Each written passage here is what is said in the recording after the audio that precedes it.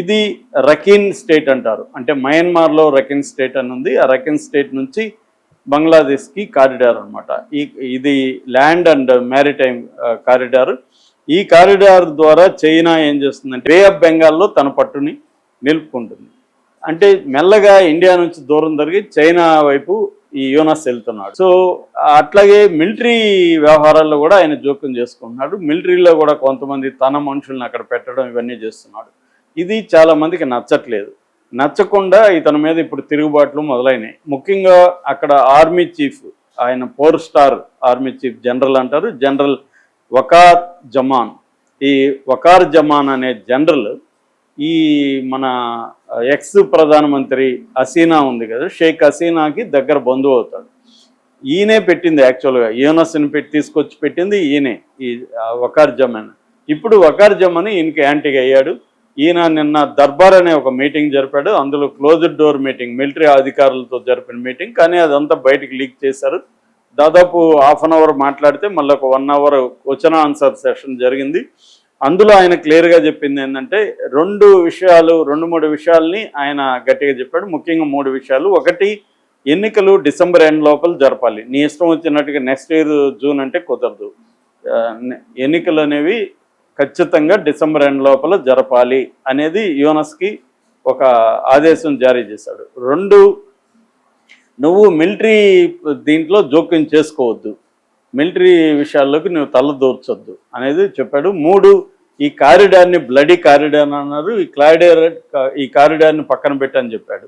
ఈ 3 విషయాల్ని ఆయన చెప్పాడు. కారిడార్ వల్ల ప్రాబ్లం ఏంటంటే ఈ రకైన్ అనే స్టేట్ ఏదైతే ఉందో అది మయన్మార్లో ఉంటుంది. మయన్మార్లో 2021లో మిలిటరీ రెబల్స్ తిరుగుబాటు చేశారు. రెబల్స్ ఆధ్వర్యంలో ఆ కంట్రీ ఉంది. అమెరికా ఏం చేసిందంటే బర్మా యాక్ట్ అనే ఒక చట్టాన్ని అక్కడ తీసుకొచ్చి అమెరికా ఈ రోహింగ్యాలు ఈ మిలిటరీకి వ్యతిరేకంగా ఇప్పుడు ఏదైతే ప్రభుత్వం మయన్మార్లో ఉందో ఆ ప్రభుత్వానికి వ్యతిరేకంగా అక్కడ కొన్ని ఆర్మ్డ్ గ్రూప్స్ పోరాడుతున్నాయి, రెబల్ గ్రూప్స్. వాళ్ళకి ఆయుధాలు ఇచ్చేదాని కోసం బంగ్లాదేశ్ను ఉపయోగించుకుంటుంది అమెరికా. సో ఈ పేరుతో అమెరికా అక్కడ టెస్ట్ వేయాలని ప్లాన్ చేస్తుంది అనేది ఈయన ఇప్పుడు జనరల్ వకార్ ఈయన వ్యతిరేకిస్తున్నాడు. సో అక్కడ ఇంకో ప్రాబ్లం ఏంటంటే రోహింగ్యాలు అక్కడ నుంచి ఈ మయన్మార్ను నేను చెప్పిన రకీన్ స్టేట్ నుంచి దాదాపు 10 లక్షల మంది బంగ్లాదేశ్కి వచ్చేసారు. అక్కడ వాళ్ళ సిటిజన్స్గా మయన్మార్లో గుర్తించట్లేదు వాళ్ళని, వాళ్ళు ఇటు వచ్చారు. ఇప్పుడు వీళ్ళు క్యాంప్స్లో ఉన్నారు. ఈ 10 లక్షల మందిలో కూడా రెబల్ గ్రూప్స్, మిలిటరీ గ్రూప్స్ తయారవుతున్నాయి, ఆర్ముడ్. ఇది కూడా పెద్ద తలనొప్పిగా యూనస్కు మారింది. సో అట్లాగా ఇప్పుడు యూనస్కి అన్ని వైపుల సమస్యలు చుట్టుముట్టాయి. యూనస్ నిన్న జరిగిన మీటింగ్లో నేను రిజైన్ చేయబోతున్నానని చెప్పినాడని ఈ నిహాద్ ఇస్లాం స్టూడెంట్ నాయకుడు ప్రకటించాడు.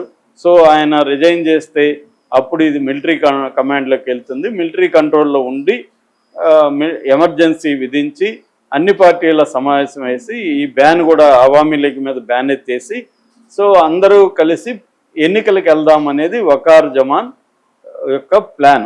ఆయన పరిపాలించాలని వకార్ జమాన్ అనుకోవట్లేదు. అంటే ఎక్కడైతే పాకిస్తాన్లో ఎట్లయితే అసీం మునీర్ తన కంట్రోల్లో పెట్టుకున్నాడో ఇక్కడ వకార్ జమాన్ అలా పెట్టుకోవాలని లేదు. వకార్ జమాన్ చెప్పేది ఏంటంటే ప్రజాప్రభుత్వం ఉండాలి, ఫెయిర్ అండ్ ఇన్క్లూజివ్ ఎలక్షన్స్ జరగాలి అనేది ఆయన డిమాండ్. ఇంక్లూజివ్ ఎలక్షన్స్ అంటే అర్థం అన్ని పార్టీలకి సమాన అవకాశాలు ఇవ్వాలి. అంతేగాని అవామీ లీగ్, అది పెద్ద పార్టీ అవామీ లీగ్ని బ్యాన్ చేసేసి మిగతా పార్టీలతో ఎలక్షన్ జరపాలని యూనస్ అనుకుంటున్నాడు. దాన్ని నేను అలో చేయనని ఆయన చెప్తున్నాడు. సో దీని వెనక మోడీ ఉన్నాడనే దీన్ని మోడీ మీడియా బలంగా తీసుకొస్తుంది. అంటే మోడీ చూడు బంగ్లాదేశ్ని ఎంత ఇబ్బంది పెడుతున్నాడో. అంటే పాకిస్తాన్ ఇండియా వార్లో మోడీకి పరువు పోయింది. ఎందుకంటే ట్రంప్ నేనే వీళ్ళిద్దరు సమస్య పరిష్కరించాను, వీళ్ళిద్దరిని బెదిరించాను, ట్రేడ్ ఇవ్వనని చెప్పాను, దాంతో ఇద్దరు చర్చలకు వచ్చారనేది ఆయన చెప్తున్నాడు. కాబట్టి పరువు పోయింది.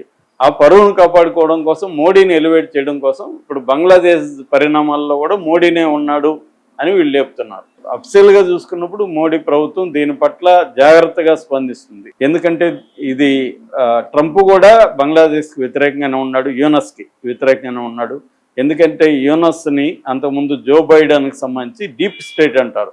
డీప్ స్టేట్ అంటే గవర్నమెంట్ కాకుండా అక్కడ మిలిటరీ సంబంధించిన కాంట్రాక్టులు కావచ్చు, పెద్ద పెద్ద కంపెనీస్ కావచ్చు, వీళ్ళు వేరే దేశాల్లో తమ వ్యాపార ప్రయోజనాలకు అనుగుణంగా గవర్నమెంట్స్ని మార్చేయడం అనేది చేస్తూ ఉంటుంది. దాన్ని డీప్ స్టేట్ అంటారు. అలాంటి డీప్ స్టేటే ఇక్కడ హసీనాని తరిమేసి ఈయన్ని తీసుకొచ్చి పెట్టారనేది ఒక వెర్షన్ అన్నమాట.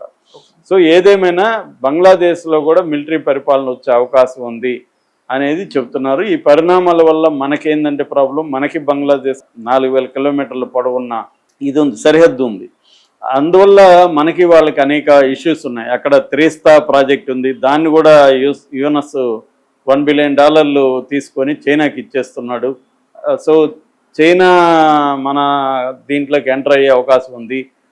రెండవది ఏంటంటే అక్కడి నుంచి ఇన్ఫిల్ట్రేషన్, టెర్రరిస్ట్ ఇన్ఫిల్ట్రేషన్ మన ముఖ్యంగా నార్త్ ఈస్ట్ రాష్ట్రాలకి, ఎందుకంటే అస్సాము, వెస్ట్ బెంగాలు ఈ ఏరియాలు కాకుండా నార్త్ ఈస్ట్ మణిపూర్ ఏరియాలకు కూడా వస్తాయి. రెండోది ఇక్కడ ఈ కారిడార్ ద్వారా మయన్మార్కి వెళ్ళే వెపన్స్ మన నార్త్ ఈస్ట్లో ఉండే రెబల్స్, కుకీ రెబల్స్ ఇలాంటి వాళ్ళ చేతికి ఈ వెపన్స్ వెళ్తున్నాయి. అది మళ్ళీ మన ఇండియాకి ఇబ్బంది. ఇంకో పక్క ట్రేడ్ డిస్టర్బ్ అవుతుంది. సో ఇలాగా మనకి బంగ్లాదేశ్ ప్రశాంతంగా ఉంటే మనకి మంచిది, మనం ఫ్రెండ్లీగా ఉంటే మనకి ఇబ్బంది లేదు. బంగ్లాదేశ్ మెల్లగా చైనా వైపు వెళితే మనకి అనేక ఇబ్బందులు మొదలవుతాయి. దాన్ని ఎలా అవాయిడ్ చేయాలనేది మోడీ ప్రభుత్వానికి ఉండే తలనొప్పి.